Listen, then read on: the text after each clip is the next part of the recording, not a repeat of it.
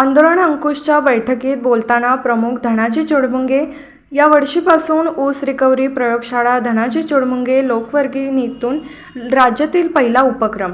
जयसिंगपूर तालुका 3 ऊस उत्पादक शेतकऱ्यांना आपल्या ऊसाचे वजन आणि रिकव्हरी एकाच ठिकाणी कळावी व साखर कारखानदारीत पारदर्शकता यावी या उद्देशाने शेतकरी वजन काट्यावर आपण ऊसाची रिकव्हरी काढणारी प्रयोगशाळा उभारणार आहोत.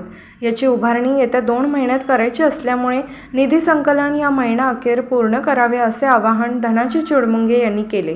रविवार तालुका 2 शेतकरी वजन काट्यावर आंदोलन अंकुश संघटनेच्या पदाधिकाऱ्यांची बैठक पार पडली. यावेळी बोलताना ते म्हणाले, सर्वात जास्त ऊसाची रिकव्हरी देणारा झोन म्हणून कृष्णा, वारणा, पंचगंगा व दूधगंगा नदीकाठ देशात प्रसिद्ध आहे. पण ज्या वेळेपासून कारखान्याची सरासरी रिकव्हरी व ऊसाचा दर देण्यास FRP सुरुवात झाली त्यावेळेपासून या काठावर असलेल्या साखर कारखान्यांनी आपली सरासरी रिकव्हरी कमी दाखवण्यास सुरू केली. त्यामुळेच गेल्या 10 वर्षात ऊसाचा दर 2,500 ते 3,000 रुपयांच्या आसपास राहिला. कारखाने दाखवतात ती रिकव्हरी खरी का खोटी हे तपासण्याची स्वतंत्र व्यवस्था शासनाने मुद्दाम उपलब्ध करून दिली नसली तरी तशी अवस्था आपण संघटनेच्या माध्यमातून उभा करून दूध का दूध आणि पाणी का पाणी हे शेतकऱ्यांच्या समोर आणायचे आहे.